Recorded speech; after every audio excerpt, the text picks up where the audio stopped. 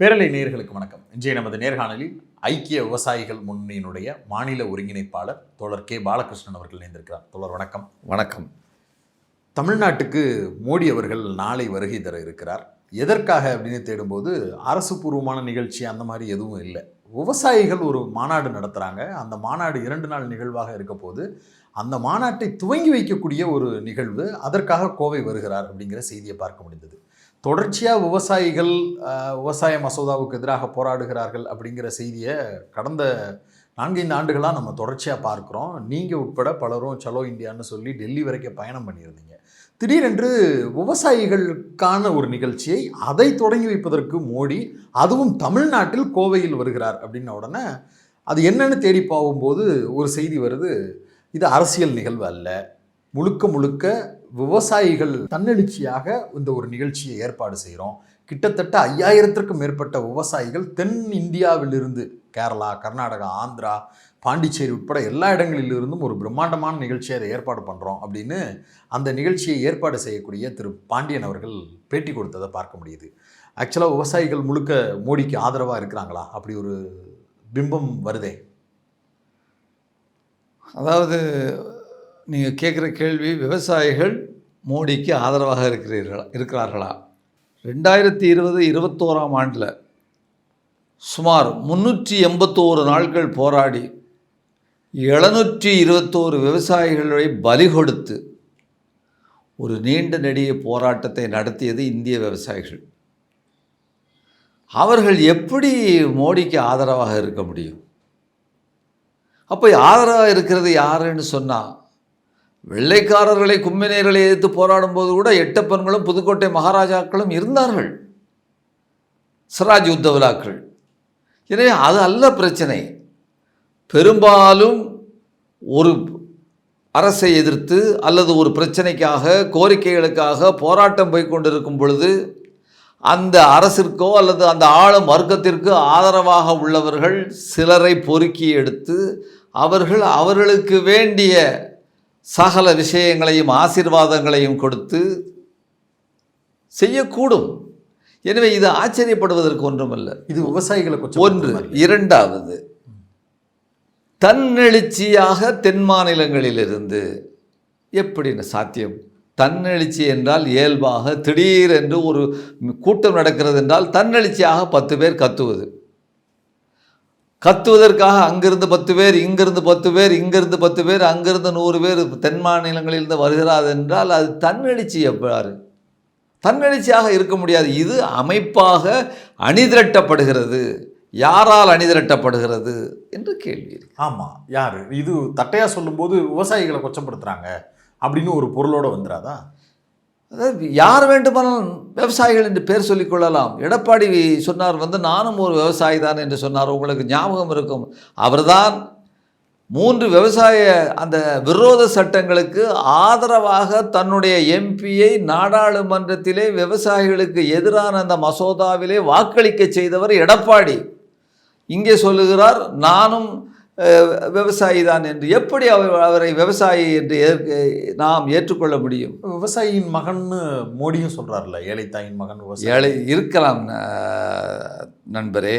அதாவது நான் என்னவாக வாழ்நிலையில் இருக்கிறேன் என்பது அல்ல. நான் தொழிலாளியாக கூட இருக்கலாம், நான் விவசாயியாக கூட இருக்கலாம், அது அல்ல பிரச்சனை. நான் எந்த வர்க்கத்தின் நலனை பிரதிபலிக்கிறேனோ, யாருக்காக இருக்கிறேனோ அதுதான் முக்கியம். அப்போனா இந்த நிகழ்ச்சியை ஏற்பாடு செய்யக்கூடியவர்களும் விவசாயிகளுக்கு எதிரான மசோதா போராட்ட களத்தில் இருந்தவங்க தானே? அதுதான் நாம் கொஞ்சம் கூர்ந்து பார்த்தால் அநேகமாக எல்லோரும் அந்த விவசாயிகள் போராட்டத்தில் இருந்தார்கள். அப்பொழுதுதான் இந்த இந்திய ஆளும் வர்க்கம் என்பது விழித்து கொள்ளுகிறது. இவ்வளவு ஒரு பிரச்சனையை நம்மளால் தீர்க்க முடியவில்லை, இந்த போராட்டத்தை சந்திக்க முடியவில்லை என்று அவர்கள் ஆய்வு செய்கின்ற பொழுது இதை உடைப்பதற்கு அவர்கள் முயற்சி செய்கிறார்கள். போராட்டம் நடக்கும்போதே முயற்சி செய்கிறார்கள். என்னென்ன? பஞ்சாபில் உள்ள ஒரு நடிகனை அழைத்து அந்த நடிகனை செங்கோட்டையிலே கொடியேற்ற வைத்து, நினைவிருக்கும் என்று நினைக்கிறேன், டிராக்டர்லாம் போனது, டிராக்டர் பேரணி டெல்லியிலே போவதற்காக நாம் ஆயத்தமான நிலையிலே இருந்து கொண்டிருந்த பொழுது 10 மணிக்கிட்ட டிராக்டர் பேரணி டெல்லி மாநகரிலே செல்ல போகிறது. சுமார் 1000 டிராக்டர்கள். அதற்கு முன்னால் 8 மணி அளவிலே ஒரு நடிகனை கொண்டு வந்து அந்த நடிகன் பின்னால் ஒரு சில டிராக்டர்களை அனுமதித்து அவரை செங்கோட்டைக்குள்ளே அனுமதித்து, செங்கோட்டை என்பது காவல்துறை துணை இராணுவ படையினுடைய கண்ட்ரோலில் இருக்கக்கூடியது. இப்போ தீப் சிந்து வர்றான்னா கோட்டை கதவுகள் திறக்கின்றன, காவல்துறையினர் திறந்து விடுகின்றனர். மேலே செல்கிறார் செங்கோட்டையின் மீது. அங்கே அதாவது பஞ்சாபினுடைய அந்த ஒரு பிரிவினருடைய கொடியை அங்கே ஏற்றுகிறான் அந்த மனிதன். இங்கே பெரிய கலவரம் விழுகிறது. உடனே போலீஸ்காரங்க அங்கே போகிறாங்க. உடனே விவசாயிகளுக்கும் கொடியை, மூவர்ண கொடியை இறக்கிவிட்டார்கள் என்று இந்தியா முழுவதும் ஒளிபரப்பப்படுகிறது. திட்டமிட்ட சதி அல்லவா? அப்போ விவசாயிகள் கோபத்தில் அவங்க வந்து அதை செஞ்சாங்க அப்படின்னு தானே நெரேட்டிவ் பண்ணாங்க. நெரேட்டிவ் பண்ணது பொய். நாங்கள் சென்று கொண்டிருக்கிறோம். நீங்க அங்கே தான் இருந்தீங்க. நாங்கள் அனைவரும் அங்கே சென்று கொண்டிருக்கிறோம். டெல்லி விவசாயிகளுடைய அந்த டெல்லியை நோக்கி சென்று கொண்டிருந்த பொழுது இங்கே நடக்கிறது அங்கே நடக்கிறது என்ன என்று எங்களுக்கு தெரியாது. ஆனால் இந்தியா முழுவதும் ஒளிபரப்பப்படுகிறது. அங்கே நடந்து கொண்டிருந்தது. இங்கே இந்திய விவசாயிகள், மாணவர்கள், இளைஞர்கள், பெண்கள் தங்களுடைய கைகளில் பூக்களை போட்டு, பிஸ்கட்டுகளை கொடுத்து, தண்ணீர் கொடுத்து டெல்லியினுடைய தெருக்கலையங்களில் வரவேற்றனர். இங்கே நடந்து கொண்டிருந்த அந்த நேரத்தில் அங்கே அந்த ஏற்பாடு செய்யப்பட்ட வன்முறை டெல்லி செங்கோட்டையின் மேலே நடந்து கொண்டிருக்கின்றது. அது இந்தியா முழுவதும் ஒளிபரப்பப்பட்டு கொண்டிருக்கிறது. இந்த செய்தி வரவில்லை.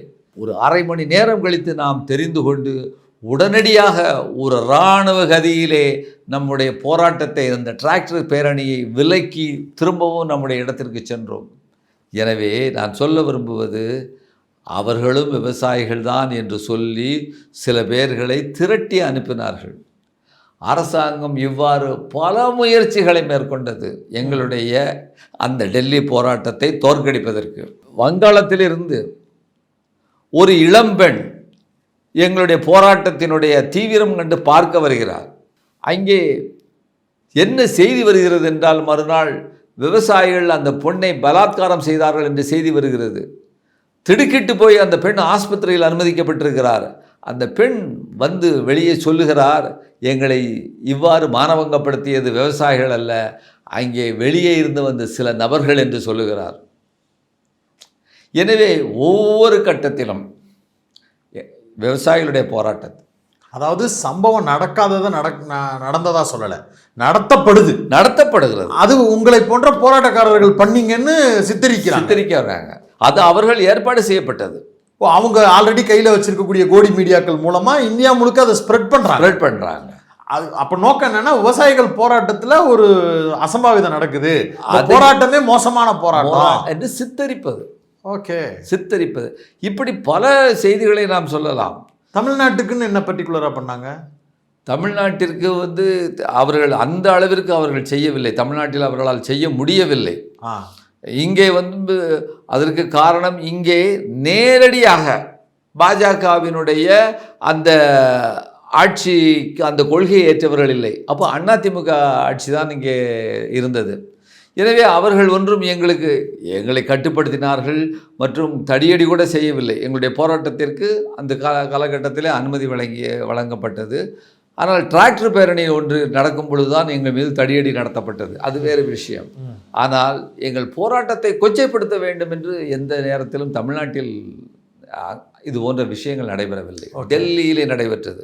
ஓகே, இந்த போராட்ட குழுவினர் உங்களோடு இருந்தவர்கள் தான். அவங்க இப்போ திடீர்னு மோடியை அழைப்பது அப்படின்னு சொல்லுவதன் பின்னாடி இருக்கக்கூடிய காரணம் என்ன? அதாவது விழித்து கொண்ட ஆளும் வர்க்கம் இனிமேலும் இதுபோன்று விவசாயிகளை அணிதிரட்டவிடக்கூடாது என்ற வகையிலே இதை எப்படியாவது உடைப்பது என்று அவர்களுடைய பல்வேறு உத்திகளை பயன்படுத்தி ஒரு கூட்டத்தை அவர்கள் அரசியலற்ற எஸ்கேஎம் என்கின்ற பெயரிலே அவர்கள் அங்கே ஆரம்பிக்கிறார்கள். எஸ்கேஎம்ன்றது நீங்கள் உருவாக்கி இருக்கக்கூடிய கூட்டமைப்பு. அந்த பெயரை அவர்களும் வைத்துக் கொள்கிறார்கள். யார் என்ன பேட்டன்ட் ரைட்டாக போய் கேட்க முடியும், காப்பி ரைட்டாக போய் கேட்க முடியும்? எஸ்கேஎம்னு மக்களுக்கு தெரியும், விவசாய தலைவர்களுக்கு தெரியும், இந்தியா முழுக்க தெரியும். எங்களுடைய ஆரம்ப கர்த்தாவை பஞ்சாபிலும் விவசாயிலும் உத்தரப்பிரதேசத்திலும் தெரியும். அதனுடைய கோலோச்சுகின்ற தலைவர்கள் திக்காயத்து முதல் அங்கே யோகேந்திர யாதவ் முதல் தர்ஷன் பால் முதல் ஹனன் முல்லா வரை அவர்களை பற்றி தெரியும். இவர்கள் யார் என்று, வெளியே வந்தவர்கள் யார் என்றும் தெரியும். என்ன சொல்லி வெளியில் வர்றாங்க? அவர்கள் சொன்னது அரசியலாக போகிறது என்று. நாங்கள் விவசாயிகளுக்கு அரசியல் அற்றவர்கள், அதனால் அரசியல் கட்சிகளின் பின்னால் அல்லது அரசியல் போக்கில் போகின்ற இந்த எஸ்கேஎம் பின்னால் நாங்கள் செல்ல முடியாது என்று. அவர்களுக்கு ஒரு காரணம் தேவைப்படுகிறது. அரசியலில் பொது வாழ்க்கையில் ஈடுபடுறவங்களுக்கு அநேகமாக எல்லாருக்கும் தெரியும், அரசியல் இல்லை என்பது ஒரு மிகப்பெரிய மோசடி அரசியல். எனவே அரசியல் அற்றவன் நான் என்று ஒருத்தன் பேசுகிறான் என்று சொன்னால் அது ஏற்புடையதில்லை, நம்பகத்தன்மை உள்ளதில்லை. அவருடைய கூற்றையே எடுத்துக்கொள்வோம். முதலமைச்சரை கூப்பிட்டால் அரசியல் சார்புடையது, பிரதமரை கூப்பிட்டால் அரசியல் சார்பற்றது என்பது அது என்ன? அது லாஜிக்கு யோசித்துப்பார். இவர் தமிழ்நாட்டிற்கான பிரதமர், அந்த வார்த்தையில் சொல்கிறதா இருந்தால் அவர் அகில இந்திய அளவிலே ஒரு முதல்வர். வார்த்தைகளை மாற்றி போட்டு பாருங்கள், என்ன வித்தியாசம்? அரசாங்கத்தினுடைய பல்வேறு மட்டங்களில் உள்ள தலைவர்கள், அவரை கூப்பிடலாமாம் இவரை கூப்பிடக்கூடாதாம் என்றால் இதுதான் அரசியல். இது மோசமான அரசியல். என்ன நோக்கம் இருக்கும்னு நினைக்கிறீங்க? என்ன நோக்கம் என்ன? அதாவது மோடியினுடைய அவருடைய ஆதரவாளர்களுடைய கவனத்தை பெறுவது, ஆசீர்வாதங்களை பெறுவது, இதை தவிர வேறு என்ன இருக்க முடியும்? அதன் மூலமாக விவசாயிகளுக்கு நல்லது நடக்கும்னு நம்புறது சரிதானே? யாராவது ஒரு ஆட்சியாளர் அவங்கள்ட்ட அப்படி நல்லது பேர் வாங்கி அதன் மூலமாக விவசாயிகள் மசோதா சரிதான், அவர்கள் மூலமாக நல்லது நடந்தால் சரிதான், அது நமக்கு எந்த மாற்று கருத்தும் இல்லை. ஆனால் வரலாற்றை திரும்பி பார்த்தால் அப்படி நல்லது நடந்திருக்கிறதா என்பதுதான். 3 வேளாண் சட்டங்களை எதற்காக கொண்டு வந்தார்கள்? கார்ப்பரேட்டுகளுக்கு ஆதரவாகத்தானே கொண்டு வந்தார்கள். விவசாயிகளினுடைய நிலங்களை பிடுங்கி கார்ப்பரேட்டுகள் கையில் ஒப்படைப்பதற்காகத்தானே கொண்டு வந்தார்கள். அதான் ரத்து பண்ணிக்கிட்டாங்கல்ல. எப்பொழுது 781 விவசாயிகளை பலி கொடுத்ததற்கு பின்னால், 381 நாட்களுடைய போராட்டத்திற்கு பின்னால் எவ்வளவு துன்பம், எவ்வளவு வலி, கோடிக்கணக்கான எத்தனை மக்கள் வந்து துன்பப்பட்டார்கள் யோசித்து பாருங்கள். அது தோற்றிருந்தால் எவ்வளவு இரத்த காயங்கள், அடிதடி பார்த்துருக்கக்கூடும். நீங்கள் முதுகில் அடிதடியோடு போகக்கூடிய அந்த முதியவர்கள் எல்லாம். எனவே இவர் என்ன, அரசாங்கம் நல்லது பண்ணுமா? பண்ணினால் ஓகே. ஆனால் இந்த ஆளும் வர்க்கம், மோடியினுடைய இந்த அரசாங்கம் அடிப்படையில் விவசாயிகளுக்கு எதிரானது, தொழிலாளிகளுக்கு எதிரானது, கார்ப்பரேட்டுகளுக்கு ஆதரவானது. எனவே தொழிலாளிகளுக்கு எதிரானது, விவசாயிகளுக்கு எதிரானது, எனவே பொதுமக்களுக்கு எதிரானது என்ற வகையில்தான் இது எதிர்க்கப்பட வேண்டியது என்ற முடிவை நாங்கள் தெளிவாக எடுக்கிறோம். ஓராண்டு போராட்டத்தில் கிட்டத்தட்ட எங்களுடைய ஒரு 2-3 மாதங்கள் போராட்டம் நடந்ததற்கு பின்னால், ஆரம்பத்தில் சொல்கிறேன் 2020 நவம்பர் டெல்லி சலோ, அந்த போராட்டத்திற்கு பின்னால், எங்களுடைய போராட்டத்தில் ஒரு கட்டத்திற்கு பின்னால் இவர்கள் நாங்கள் சொல்லுவதை காது கொடுத்து கேட்பதாக இல்லை என்ற நிலை வந்தவுடன், யாருக்காக இவ்வளவு செய்கிறார்கள் என்றால் அம்பானிக்கும் அதானிக்குமாக. அப்போ நாங்கள் என்ன முடிவு பண்ணுறோம்? அம்பானியும் அதானியுடைய பொருள்களை பகிஷ்கரியுங்கள் இந்தியா முழுவதும். அவருடைய ரிலையன்ஸு ஃபோனெல்லாம் தூக்கி கொடுங்க, பஞ்சாபில் ரிலையன்ஸு பெட்ரோல் பங்கியெல்லாம் பகிஷ்கரிங்க, அந்த பொருள்களை வாங்காதீங்கன்னு நாங்கள் சொல்லி மிகப்பெரிய அளவுக்கு அந்த நாங்களுடைய அந்த கேம்பெயின் பண்ணோம். அழைப்பு கொடுத்தோம், அறைகள் கொடுத்தோம். பஞ்சாப்லாம், ஹரியானா, மகாராஷ்டிரெல்லாம் பெரிய வீச்சு. அதற்கு பின்னால் உடனே தான் அதானி சொல்கிறார் எனக்கு இதுக்கு சம்பந்தம் இல்லைன்னு சொல்கிறார். ஆமாம், ஒரு கட்டத்தில் சொல்கிறாரு நான் இல்லை, எனக்கு இதுக்கு சம்பந்தம் கிடையாதுன்னு சொல்லிட்டு. ஆனால் அதற்கு பின்னும் வந்து இவர் சரிவராத நிலையிலே ஒரு கட்டத்தில் நாங்கள் என்ன முடிவு பண்ணுறோம்? போராட்டம் 5 மாதம் 6 மாதம் என்று போகிறது. கஷ்டம் தானே எங்களுக்கும். அதாவது தியாகம் செய்கிறோம், குடும்பங்களை விட்டு டெல்லியில் இருக்கிறோம். இப்போ இவ்வளவும் நாங்கள் செய்ததற்கு பின்னும் அவர்கள் கேட்கவில்லை என்று சொன்னால், அப்பொழுதுதான் முதலாக விவசாயிகளை கூப்பிட்டு, தலைவர்களை கூப்பிட்டு நாங்கள் மகா பஞ்சாயத்துகளின் மூலமாக சொல்லுகிறோம் என்ன செய்வது என்று. உடனே அடிப்படையிலே நாங்கள் முடிவெடுக்கிறோம், இந்த அரசாங்கம் விவசாயிகளுக்கு அடிப்படையிலேயே எதிரானது பாஜக அரசாங்கம். எனவே இன்று முதல் இவர்களை தோற்கடிப்பது எங்களுடைய லட்சியம், இந்திய விவசாயிகளுடைய லட்சியம் என்று முடிவு செய்கிறோம். அப்பொழுதுதான் நேரடியான அரசியலில் நாங்கள் இறங்குகிறோமே ஒழிய அதுவரை நாங்கள் எங்கள் அரசியலில் வேறு கட்சி வேறு என்று நாங்கள் இருந்தோம். விவசாயிகள் மசோதா நீக்கப்பட்டுருச்சு, அதன் அடிப்படையில் கூப்பிடுறதுல ஒன்றும் தப்பு இல்லை அப்படிங்கிற வாதம் சரியா இருக்காதா? நீக்கப்பட்ட அது என்னென்னு நீங்கள் புரிஞ்சுக்கணும். 2021 டிசம்பர் மாதத்து வாக்கில் நவம்பர் டிசம்பர் மாதத்தில் தான் போராட்டம் முடியுது.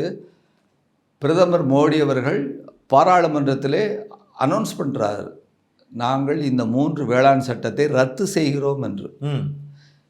எனவே விவசாயிகள் இந்த போராட்டத்தை திரும்ப பெற வேண்டும் என்று கேட்கிறார். நாங்கள் சொல்லுகிறோம், நல்ல விஷயம், ஆனால் வருத்தத்தோடு சொன்னோம், உங்களை நாங்கள் நம்புவதற்கு தயாராக இல்லை, கையெழுத்து போட்டு கொடுங்கள் என்று இந்திய அரசாங்கத்தின் சார்பாக விவசாயத்துறை செயலாளர் கையெழுத்திட்டு இன்னென்ன உங்களுடைய கோரிக்கைகளை நாங்கள் நிறைவேற்றுகிறோம், சிலருக்கு கமிட்டி போடுகிறோம் என்று சொல்லி கொடுத்தார்கள். அதில் அவர்கள் சொன்ன விஷயங்களில் எள்ளளவும் கூட முனையளவும் கூட இன்று வரை நிறைவேற்றவில்லை. ஆனால் கையெழுத்து போட்டாங்க, கையெழுத்து போட்டு இருக்கிறது, நடைமுறைக்கு வரல, முயற்சிக்கவில்லை. அப்படின்னா மோடியை மதிக்கிறோம், இந்த அரசாங்கத்தை மதிக்கிறோம், ஆனால் எங்களிடம் கையெழுத்து போட்டு கொடுத்துவிட்டு போராட்டத்தை நீங்கள் திரும்ப பெற வேண்டும் என்று சொல்லிவிட்டு கலைந்து போங்கள் என்று சொல்லிவிட்டு அதற்கு பின்னால் அதை அமல்படுத்த துளியளவு முயற்சி செய்யாத ஒரு தனி மனிதனாக இருந்தால் அவனை ஏமாற்றுக்காரன், பித்தலாட்டக்காரன் என்று சொல்லுவோமா இல்லையா? மோசடி பேர்வழி என்று இவரை என்ன என்று சொல்லுவது? இவருடைய அரசாங்கத்தை என்ன என்று சொல்லுவது? முடிவு செய்து கொள்ளுங்கள். அந்த மோடியை கூப்பிட்டு இயற்கை விவசாய மாநாடு, அது உங்களுக்கே விட்டு விடுகிறேன். கலந்துரையாடல் நிகழ்த்த போகிறார், சில கொள்கை முடிவுகள் எல்லாம் குறித்து பேச போகிறோம் அப்படின்னு சொல்கிறாங்கல்ல. கொள்கை முடிவு அப்படிங்கிறது ரொம்ப ஆரோக்கியமான ஒன்று, அது தேவையான ஒன்று அப்படிங்கிற பார்வையெல்லாம் எப்படி பார்க்குறீங்க? எல்லா போராட்டங்களும் இறுதியில் என்ன நடக்கும்னு கேட்டிங்கன்னா, நாங்கள் போராடுறோம்னா எஸ்கேஎம்னுடைய தலைமையும் அரசாங்கத்தோடு தான் பேச்சுவார்த்தை நடக்க போகிறோம். நாங்கள் பாகிஸ்தானுடைய அமெரிக்காவுடைய பேச்சுவார்த்தை நடத்த போகிறோம், ஒன்றும் இல்லை. போராடுவது எதுக்கு? எங்களோட பேச்சுவார்த்தை நடத்து, கொள்கை ரீதியாக முடிவெடு என்று சொல்வதற்காகத்தான் நாங்கள் நடத்துகிறோம். எங்களோடு பேச வராத, எங்களோடு கலந்துரையாட வராத இந்த அரசாங்கம், பிரதமர் அவரோடு செல்லுகிறார், அவர்களோடு பேசுவதற்கு தயாராக இருக்கிறார் என்றால் அது எப்படிப்பட்ட கலந்துரையாடலாக இருக்கும் என்று முடிவு செய்து கொள்ளும். ஒட்டுமொத்த தென்னிந்தியாவில் இருக்கக்கூடிய பலரோடையும் பேசுகிறாங்க அப்படின்னா அதுக்கு இன்னும் வீரியம் அதிகமாக இருக்காதா? அது இன்னும் பரவலாக எல்லா மாநிலங்களிலும் இவர்கள் போன்றவர்கள் இருக்கத்தானே செய்வார்கள், எல்லா நாட்டிலுமே இருப்பார்கள். என்ன டிஸ்பிளே பண்ண விரும்புகிறாங்க தொடர்? இல்லை, நான் ஏற்கனவே சொன்னதுதான், டிஸ்பிளே பண்ண விரும்புகிறது அவர்களுக்கு ஒரு செல்வாக்கு, மற்ற விஷயங்கள். இல்லை, பிஜேபி என்ன டிஸ்பிளே பண்ண விரும்புது? விவசாயிகள் எங்கள் பக்கம் இருக்கிறார்கள் என்று சொல்ல விரும்புகிறது. ஓகே, அவர்கள் எங்களை எதிர்ப்பவர்கள் விவசாயிகள் எல்லாம் அரசியல் ரீதியாக எதிர்க்கிறார்கள், கம்யூனிஸ்ட் கட்சிக்காரர்கள் எதிர்க்கிறார்கள், திமுக கட்சிக்காரர்கள் எதிர்க்கிறார்கள், இன்ன பிற கட்சிக்காரர்கள் எதிர்க்கிறார்கள், உண்மையில் விவசாயிகள் எங்களோடு இருக்கிறார்கள் என்று பறைசாற்ற விரும்புகிறது. அதற்கு இவர்கள் உதவுகிறார்கள். எத்தனை பெரிய டீமாக அவங்க இருப்பாங்கன்னு நீங்கள் நினைக்கிறீங்க? அதில் டீம்ங்கிற வார்த்தை நாங்கள் பயன்படுத்துறதில்லை, அது கிரிக்கெட்டுக்கும் ஃபுட்பாலுக்கு தான் போடுறது. அதாவது இந்தியாவில் எஸ்கேஎம்மில் சற்றேறக்குறைய 500 விவசாய சங்கங்கள் இருக்கின்றன, சிறிதும் பெரிதுமாக. அதில் குறிப்பாக சொல்கிறதாக இருந்தால் அகில இந்திய விவசாயிகள் AIKS என்று சொல்லக்கூடிய ஆல் இந்தியா கிசான் சபா 2 இருக்கிறது, அது மிகப்பெரிய சங்கம். அதே போல் அங்கே பஞ்சாபில் பல்வேறு சங்கங்கள், உத்தரப்பிரதேசத்தில் பெரிய பெரிய சங்கங்கள் இருக்கின்றன. ஸோ இப்படியாக ஒரு 500 சங்கங்கள் இருக்கிறது. தமிழ்நாட்டில் கிட்டத்தட்ட ஒரு 45-50 சங்கங்கள் நாங்கள் இருக்கிறோம். இந்த இந்தியா முழுக்க 500, இந்தியா முழுக்க 500 சங்கங்கள் இருக்கிறோம். தமிழ்நாட்டில் 50 சங்கங்கள் சற்றேறக்குறைய வருவார்கள் போவார்கள் அந்த முடிவு. ஏன்னா மாவட்ட அளவில் சில சங்கங்கள் இருப்பாங்க. இதுதான் எங்களுடைய மிகப்பெரிய, இந்தியாவினுடைய மிகப்பெரிய சங்கம் அல்ல, முன்னணி. ஓகே, கான்ஃபெடரேஷன் சொல்லுவாங்க இல்லையா, கூட்டமைப்பு. இதில் எங்களுக்கு என்று தலைவர் கிடையாது, கூட்டமைப்பு, கூட்டு தலைமை. இப்போ நான் இருக்கிறேன்னு சொன்னால் நான் அதோடைய கன்வீனர் தான், கூட்டங்களை கூட்டுவது தான். நான் தலைவன் அல்ல, எங்களுக்கு யாரும் தலைவர்கள் கிடையாது. அந்த தரப்பிடம் எத்தனை சங்கங்கள் இருக்கிறாங்க? அது வலுவா இருக்கிற ஒரு சங்கமா? அவங்க அது எனக்கு தெரியாது, அது நான் சொல்வதற்கு இல்லை. இல்லை, இப்போ எதுக்காக இந்த கம்பேரிசனை கேட்குறேன்னா, நீங்கள் சொல்கிறத பார்த்தா பரவலாக தமிழ்நாட்டில் இருக்கக்கூடிய பெரிய கட்சிகள், இயக்கங்கள், அமைப்புகள், அதையும் தாண்டி இண்டிவிஜுவலாக இருக்கக்கூடிய பல விவசாயிகள், அவர்களுடைய சங்கங்கள்னு பரவலாக உங்கள் கூட இருக்கிறாங்க எஸ்கேஎம்னு. அவங்கள்ட்ட என்ன பேனரில் இருந்து அந்த வேலையை செய்கிறாங்க அப்படிங்கிறத கம்பேரிசனுக்காக கேட்குறேன். நான் நீங்கள் தான் சொன்னீங்களே ஏற்கனவே எஸ்கேஎம் பேனரில், அவங்க எஸ்கேஎம் நான் பார்ட்டின்னு சொல்கிறாங்க இல்லை, நான் பொலிட்டிக்கல்னு அந்த பேனரில் செய்வாங்க. ஆனால் ஆரம்பிக்கும் போது இருந்த கவுண்ட்ல இருந்து அவங்க பாதியாக பிரித்து எடுத்துகிட்டு போனாங்களா? பாதியெல்லாம் பிரித்து எடுத்துட்டு போகல. இங்கே தமிழ்நாட்டை பொறுத்தவரையில், அங்கேயும் சொல்கிற தமிழ்நாட்டை பொறுத்தவரையில் இங்கிருந்து எவரும் அங்கு செல்லவில்லை. ஓ, அப்போ தமிழ்நாட்டில் இருக்கக்கூடிய சங்கங்களாக அவங்கள்ட்ட யாருமே எவரும் இல்லை. ஆனால் தமிழ்நாட்டில் அவ்வளோ பெரிய நிகழ்ச்சி நடத்துகிறாங்களே. நிகழ்ச்சி நடத்துவதற்கு இன்றைக்கு நீங்கள் கூட நீங்கள் விவசாயிகள்னு சொல்லிட்டு நான் ரெடியாக இருக்கேன்னு சொன்னீங்கன்னா உங்களுக்கும் சில கோடிகள் வந்துருங்க, நீங்கள் செய்ய முடியும். நீங்கள் ஒரு தொழிலாளி அப்படின்னு சொன்னால் ஒரு கோடிகள் கொடுத்துருவாங்க. அது பெரிய அது எப்படி கொடுக்குறாங்க, என்னவா சொல்கிறாங்கன்னு கேட்குறேன். இப்படியா உங்களை ட்ராப் பண்ணணும் அல்லது உங்களுக்கு விலை பேசணும் அப்படின்னா ஓவராலாக தான் கேட்குறேன். பர்டிகுலராக இந்த நபருக்கு அப்படி கேட்கல. விவசாயிகளாக இருக்கக்கூடிய நபர்களை அவர்கள் பக்கம் இழுப்பதற்கு அவர்கள் வைத்திருக்கக்கூடிய மெட்டீரியல் என்ன? எனக்கு நான் பணியாற்றிய அந்த தொழிற்சங்க காலத்தில் தான் ஞாபகம் வருது. அப்போ ஒரு இடதுசாரி தொழிற்சங்கத்தில் நாங்கள் இருந்தோம். 1967 அதை உடைக்கிறதுக்காக அந்த நேரத்தில் இருந்த காங்கிரஸ் அரசாங்கம் சில நபர்களை பொறுக்கி எடுத்து அவர்களுக்கு இந்தியா முழுவதும் டிக்கெட்டு கொடுத்து இந்தியா முழுவதும் செல்லுங்கள், இந்த சங்கங்களை ஆரம்பியுங்கள் என்று சொன்னார்கள். ஃப்ளைட்டு டிக்கெட்டு யார் புக் பண்ணுவா? அவங்க ஃப்ளைட் டிக்கெட்டு நீங்களும் நானும் புக் பண்ண முடியாது. ஜென்ரல் மேனேஜர் புக் பண்ணுவார், டிபார்ட்மெண்ட்டுடைய ஜெனரல் மேனேஜர் அவங்களுக்கு ஃப்ளைட் டிக்கெட் புக் பண்ணுவார் யூனியனை போய் ஆரம்பிக்கிறதுக்கு. எங்களுடைய தொழிற்சங்க அந்த பத்திரிகைகள் இருக்குது, அதெல்லாம் முடக்கப்படும், போஸ்ட் ஆஃபீஸ்லேருந்து முடக்கப்படும். இது அந்த காலத்தில் நடந்தது, 67 68 நடந்தது. கலர்கள் மாறி இருக்கலாம், ஆனால் அது அதிகார வர்க்கத்தினுடைய நோக்கம் அப்படியே தான் இருக்குது. அதிகார வர்க்கம் என்று சொல்லுவதை விட ஆளும் வர்க்கம் என்று சொல்லலாம். அதிகார வர்க்கம்னா அது ஆஃபீஸர்ஸ் மட்டும்தான், அதில் மாற்றமே இல்லைங்கிறீங்க. அவங்க உடைக்கிறது, கூட்டம் சேருவதை உடைப்பது, துண்டு துண்டாக செய்வது. அது சாதியை சொல்லி செய்வாங்க, மதத்தை சொல்லி செய்வாங்க. இவர்கள் மதத்தை சொல்லி செய்வதில் இவர்கள் கெட்டிக்காரர்கள். எங்களை பொறுத்தவரையில் நாங்கள் நவம்பர் 26ஆம் தேதி ஒரு மிகப்பெரிய இந்திய அளவிலே அதாவது 2020 டெல்லி சலோ அந்த போராட்டத்தினுடைய அந்த நினைவு நாளை ஒட்டி நடத்துகிறோம். அதில் நாங்கள் முக்கியமான செய்திகள் என்னென்னு சொன்னால், அமெரிக்காவோடு இந்திய அரசாங்கம், மோடி அரசாங்கம் ஒப்பந்தம் போட்டு, அதாவது பருத்திக்கா 11% வெளிநாட்டிலேருந்து இறக்குமதி செய்யப்படுற பருத்திக்கு டேக்ஸ் எடுத்துட்டாங்க. டேக்ஸ் கிடையாதுன்ட்டாங்க, சுங்கவரி கிடையாதுன்ட்டாங்க. இங்கே பருத்தி விவசாயிகள் விதர்பாவில் செத்துக்கிட்டு இருக்கான். முதல் 3 மாதத்தில் 750 பேர்கிட்ட தற்கொலை பண்ணியிருக்கிறாங்க விலை இல்லாமல். விதர்பாவில், மகாராஷ்டிரா ரீஜனில். அப்படி இருக்கும்போது பருத்திக்கான சுங்கவரி, வெளிநாட்டிலேருந்து இறக்குமதி செய்கிற சுங்கவரியை 11% டிசம்பர் வரைக்கும் நீக்கிட்டு இந்த மோடி அரசு. அப்படிங்கும் பொழுது தாராளமாக பருத்தி இங்கே குவியும். ஜவுளித்துறை அடி வாங்கும், இங்கே தொழிலாளி அடி வாங்குவாங்க. இப்போ இதெல்லாம் இப்படி நடக்க போகிற ஒரு நிலைமை.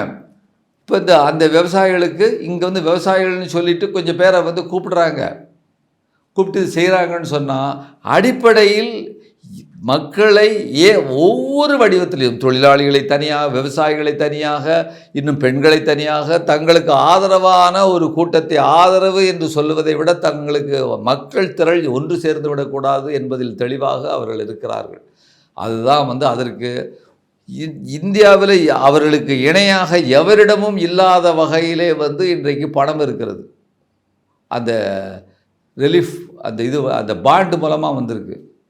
எலக்ட்ரல் பாண்டு ஒரு பக்கம், பிஎம் கேர்னு ஒரு பக்கம் எடுத்தாங்க. பிஎம் கேருங்கிறதெல்லாம் கேவலைங்க. பிஎம் கேருங்கிறது வந்து எல்லா அரசாங்கத்தில் உள்ளவங்களும் பணம் கொடுத்தாங்கங்க. ஆனால் அது சம்மந்தமாக வந்து நீங்கள் ஆர்டிஐயில் கேட்டால் அது தனிப்பட்ட இதுங்கிறாங்கங்க. இப்படி உலகத்தில் யாராவது சொல்லியிருப்பாங்களாங்க? கேவலப்பட்ட ஆட்களுங்க இவங்க பணம் சேர்க்கறதுக்கு. எங்கள் தனிப்பட்ட பணங்கிறாங்க. இது ஆர்டிஐக்கு கீழே வராதுங்க. ஏதோ விளம்பர மாடல் வந்த மாதிரி மோடி ஃபோட்டோ போட்டு விளம்பரம் பண்ணி வந்தது. அப்போ இது போன்ற விஷயங்களெல்லாம் இவர்கள் நடத்தி கொண்டு இருக்கிறார்கள்.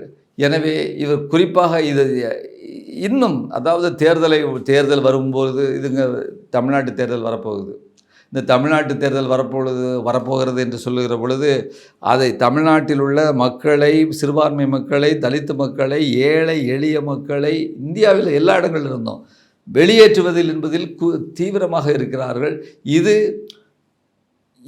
எந்த கொள்கையிலிருந்து அடிப்படையிலிருந்து வருகிறது என்று சொன்னால், வாக்களிப்பது என்பது உயர்தட்டு மக்களுக்கு, படித்தவர்களுக்கு, சொத்துள்ளவர்களுக்கு இதுதான் வாக்கு அளிக்கக்கூடிய உரிமை என்பது வெளிநாடுகளில் இருந்தது போல நம்ம நாட்டில் தான் வந்து யூனிவர்சல் சஃப்ரேஜ்னு சொல்லுவாங்க. வந்து அனைவருக்குமான வாக்குரிமை இருந்தது என்று இந்தியாவில் தான் முதல்ல வந்தது. பெண்களுக்கெல்லாம் நிறைய நாள் வெளிநாட்டில் கிடையாது.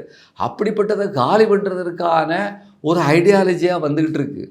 அது இஸ்லாமியர்களை நீக்குவாங்க, கிறிஸ்தவர்களை நீக்குவாங்க, தலித்துகளை நீக்குவாங்க, எக்ஸ்ட்ரீமுக்கு போய் பெண்களை நீக்கிடுவாங்க. பெண்களை பீகாரில் ஏகப்பட்ட பெண்களை நீக்கியிருக்காங்க அதிகப்படியாக. 990, அதாவது 1000 ஆண்களுக்கு வந்து 991 பேர் இருந்தாங்க. இன்றைக்கு எஸ்ஐஆருக்கு பின்னால் 1000 ஆண்களுக்கு 880 பேர் தான் இருக்கிறாங்க. இப்போ இப்படி தான் அவங்க செஞ்சுக்கிட்டு இருக்கிறாங்க. அப்போது இவங்க வந்து ஏழை எளிய மக்களுக்கு அடிப்படையிலே எதிரான ஒரு அரசாங்கமாக அமைகிறது. தேர்தல் ஆணையத்தை தூக்கி பைக்கில் போட்டாங்க. நாம் எதிர்பார்க்கிற வகையிலே வந்து உச்சநீதிமன்றமும் எதிர்வினை ஆற்றவில்லை. எனவே இறுதியாக சொல்வதாக இருந்தால் வந்து குடிமைச் சமூகங்களைத்தான் நாங்கள் நம்பியிருக்கிறோம். குடிமைச் சமூகங்கள் என்று சொல்வது உங்களுக்கு தெரியும். குடிமைச் சமூகங்கள் என்றால் இந்த கட்சிகளுக்கு அப்பாற்பட்டு கட்சி உறுப்பினர்கள் இருக்கலாம், கட்சி தலைவர்கள் இல்லாமல் குடிமைச் சமூகங்களாக, விவசாயிகளாக, தொழிற்சங்க தொழிலாளிகளாக, சிவில் சொசைட்டி அமைப்பு சாரா தொழிலாளர்களாக நாம் இறங்கி கேள்வி கேட்கும் பொழுது, வீதியில் வரும் பொழுது அஹிம்சை முறையிலே, மீண்டும் அடிக்கோடிட்டு சொல்ல விரும்புகிறேன், அஹிம்சை முறையிலே நாம் கேள்வி கேட்கும் பொழுது, வீதியில் திரளும் பொழுது தான் நமக்கான நியாயம் பிறக்கும். எனவே இந்த இடத்தில் நான் ஒன்றை சொல்ல விரும்புகிறேன். குடிமைச் சமூகம் சார்பாக இன்னும் இந்த 1 மாத காலத்திற்குள் அருள் கூர்ந்து உங்களுடைய அந்த என்ரோல்மெண்ட் ஃபார்மை கொடுத்துருங்க. தப்பாக இருந்தாலும் கொடுத்துருங்க. 2002 உங்கள் பேர் கண்டுபிடிக்க முடியலன்னாலும் கொடுத்துருங்க. அதுக்கப்புறம் பின்னால் பார்க்கலாம். ஏன்னா நீங்கள் கொடுக்கலைன்னு சொன்னால் உங்களுடைய பெயர் அதிலிருந்து நீக்கப்படும். அதற்கு எந்த விதமான மேல்முறையீடும் கிடையாது, எந்த விதமான ஹியரிங்கும் கிடையாது. எனவே மிக ஆபத்தான ஒரு சூழலில் நான் இருக்கிறோம். எனவே இதை ஒட்டி நான் இதையும் சொல்ல வேண்டும் என்று எண்ணுகிறேன். புரியுது. இப்போ தமிழ்நாட்டு முதலமைச்சர் ஒரு அறிக்கையும் வெளியிட்டிருக்கிறாரு. மாண்புமிகு பிரதமர் அவர்கள் தமிழ்நாட்டுக்கு வர்றாரு, விவசாயிகள் சார்பாக எங்களுக்கு ஒரு கோரிக்கை இருக்குது, அதையும் நீங்கள் பரிசீலனை பண்ணணும் அப்படின்னு சொல்லி அவர் ஏற்கனவே வெளியிட்டிருந்த அந்த ஜிஓவையும் வெளியிட்டு கேள்வியை எழுப்பியிருக்கிறாரு. அதை பார்த்தீங்களா? நாங்கள் இன்னைக்கு காலையில் தான் பார்த்தேன். வந்து அதில் வந்து அந்த ஈரப்பதம் வந்து கொஞ்சம் கூடுதலாக, அந்த பெர்சன்டேஜ் கூடுதலாக அதையும் ஒத்துக்க. ஆமாம், விவசாயிகளுடைய பிரதான கோரிக்கையாக இருக்குது. அது விவசாய காலத்தில் விவசாயத்தை நெல்லை வாங்குறதுல இருக்கக்கூடிய பிரச்சனைன்னு அரசாங்கத்துடைய தலைவருங்கிற முறையில் அவர் கேட்டிருக்கிறது இயல்பான கோரிக்கை தான். அவர்களுக்கு இப்போ தமிழ்நாட்டுக்கு வரக்கூடிய மோடி கிட்ட அப்படியான கோரிக்கைகள் முன்வைக்கப்படும் எதிர்பார்க்குறீங்களா? குறைந்தபட்ச ஆதார விலை என்ன நீங்கள் ஒற்றுக்கொண்டீர்களோ அதை கொடுங்கள். கடனிலிருந்து முழு விடுதலை நீங்கள் வந்து கொடுக்க வேண்டும். ஏற்கனவே நான் ஒரிஜினலாக என்ன நம்ம கேட்டிருக்கோமோ அதை கொடுங்க. மின்சார திருத்த சட்டம் அந்த 2021 ரத்து பண்ணுங்கள். மின்சார மீட்டரை அதை கண்டிப்பு பண்ணாதீங்க. இப்படிங்கிற விஷயங்களை அவங்க கேட்கணும். ஏன்னா அதுதான் நம்முடைய ஒரிஜினல் கோரிக்கை. அதை நிறைவேற்றி தர வேண்டிய இடத்துல மோடி இருக்கிறாரு. அவர் தவிர வேறு யார் இருக்க முடியும்? வேறு யாரும் முடியாது. அவர் தானே செய்ய முடியும். அடித்தாலும் பிடிச்சாலும் அவன் தான் புருஷன்னு சொல்கிற மாதிரி நமக்கு இன்னைக்கு என்ன தான் போராட்டம் பண்ணாலும் அவர் தானே ஐயா பிரதமர். அவர்கிட்ட தானே நம்ம முடியும். அவர்கிட்ட சண்டை போட்டுட்டு அவர்கிட்ட தானே நம்ம போய் நிற்கணும். ஆனால் கொடுக்கறதுக்கான சூழலோ அதுக்கான சிம்டம்ஸோ உங்களுக்கு தெரியுதா? இது என்ன கேள்வி இது? அவர் ஒன்று கார்ப்பரேட்டுக்கு ஆதரவாக இருக்க வேண்டும், இல்லாவிட்டால் விவசாயிகளுக்கு ஆதரவாக இருக்க வேண்டும். கார்ப்பரேட்டுகளுக்கு ஆதரவாக இன்று வரை இருப்பதால் தான், இந்த சனம் வரை இருப்பதால் தான் அதற்கான ருசுக்கள் சமிஞைகள் இருக்கின்றன. அந்த அடிப்படையில் சொல்கிறேன், எங்களுக்காக இருக்க முடியாது என்று. நிச்சயம் அது ஒரு மாற்றத்திற்கு உள்ளாக வேண்டும். விவசாயிகளுடைய பல நாள் கோரிக்கை, அதை ஒட்டி தமிழ்நாடு முழுக்க, இந்தியா முழுக்க உங்களை போன்ற மூத்த தோழர்கள் ஏற்படுத்தி கொண்டிருக்கக்கூடிய தாக்கங்கள், இது நிச்சயம் ஒரு கட்டத்தில் போய் அது ஒரு நல்ல நோக்கத்தோடு நிறைவேற வேண்டும் அப்படிங்கிறது தான் நம்மளுடைய விருப்பமும் கூட. பேரலை எப்போதும் அதற்கான போராட்டங்களில் துணை நிற்கும் அப்படிங்கிறதையும் பதிவு செய்கிறோம். இவ்வளவு நேரம் ஒதுக்கி பேரலையோடு இணைந்து பல்வேறு கருத்துக்களை பகிர்ந்து கொண்டதற்கு மிக்க நன்றி தோழர். நன்றி தோழர், நன்றி.